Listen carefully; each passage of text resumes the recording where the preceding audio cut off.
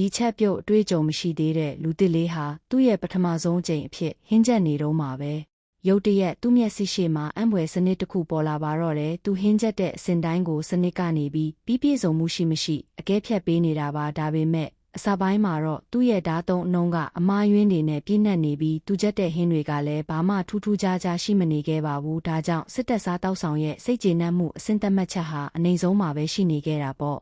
ဒါပေမဲ့စင်ဆက်မပြတ်လေ့ကျင့်မှုတွေပြုလုပ်ပြီးတဲ့နောက်3ရက်အတွင်းမှာတင်သူ့ရဲ့ဓာတ်ကစားတဲ့အရေးချင်းဟာမယုံနိုင်လောက်အောင်စစ်ဆက်သေးချလာခဲ့ပါတယ်စစ်သားတွေကတောင်ဒီဟင်းချက်ဆရာတွေကိုစက်နဲ့လိဖြတ်ထားတာလို့ထင်မှတ်ခဲ့ကြပြီးဟင်းကိုတလုံးမီးစမ်းကြည့်လိုက်တာနဲ့အံ့စရာကောင်းတဲ့အရာတာကြောင့်ချက်ချင်းပဲဖန်စားခြင်းခံလိုက်ရပါတော့တယ်တနေ့မှာတော့စနစ်ရဲ့လမ်းညွှန်မှုအကူအညီနဲ့သူဟာဘဲပင်ပေါက်တုတ်တစ်ခွက်ကိုပြင်ဆင်ခဲ့ပါတယ်စစ်တင်တန်းပြီးဆုံးတာနဲ့စစ်သားတွေအားလုံးဟာစားတောက်ဆောင်စီကို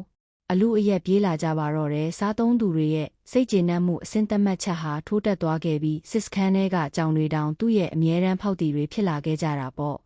တနေ့မှာတော့တမူကြီးတယောက်ဟာစစ်တပ်ရဲ့အစားအသောက်တွေကိုရှောင်တခင်လာရောက်စစ်ဆေးခဲ့ပါတယ်ကန်ဆိုးချင်တော့အဲ့ဒီနေ့ကပိုးဆောင်ပေးတဲ့ဟင်းချက်ဆရာကတမူကြီးအမုန်းဆုံးဖြစ်တဲ့ပိုးလော့ငါးဖြစ်နေတာပါအဲ့ဒီငါးကနီနက်အရန်ပြင်းယုံတင်မကပဲနေ့စဉ်ရရှိတဲ့ဟင်းချက်ဆရာတွေကတတ်မှတ်ချက်အတိုင်းဖြစ်တာကြောင့်ငါးသားကလည်း6တွေ့ပြီးမာဆက်ဖြစ်နေခဲ့ပါတယ်လူတစ်လေးမှာတော့ရှိတာနဲ့ပဲအကောင်းဆုံးဖြစ်အောင်ချက်ဖို့ကလွဲလို့ရေးချယ်စရာမရှိခဲ့ပါဘူးသူဟာပထမဆုံးဟင်းချက်နေတိုင်းငါးတုံးတွေကို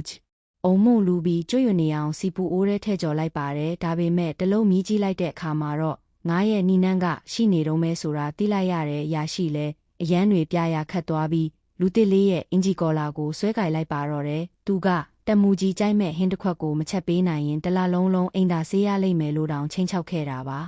လူတစ်လေးလည်းဖြည့်ရှင်းနေရှာဖို့စတိုခန်းထဲကိုအပြေးလွှားဝင်သွားခဲ့ပါတယ်အဲ့ဒီချိန်မှာပဲစနစ်ကသူ့ကိုအရေးအမြတ်တစ်ခုရုတ်တရက်ပေးလိုက်တာကြောင့်သူ့ခေါင်းထဲကိုအကြံဉာဏ်တစ်ခုချက်ချင်းဝင်လာပါတော့တယ်သူဟာဒဲအိုးထဲကိုခောက်ဆွဲလုပ်တဲ့ခရမ်းချင်ဒီဆော့စ်တွေလောင်းထည့်လိုက်ပြီးငါးနဲ့အတူရောပြီးချက်လိုက်ပါတယ်ဒါကိုမြင်တဲ့သူအားလုံးကတော့သူလက်လျှော့လိုက်ပြီးမလို့ဟင်းချက်ဆရာတွေကိုရှောက်ထည့်နေပြီလို့ထင်ခဲ့ကြတာပေါ့ဒါပေမဲ့တမူကြီးကမီးဖိုချောင်ထဲကိုစားဖို့ရောက်လာပြီဖြစ်လို့သူတို့မှာ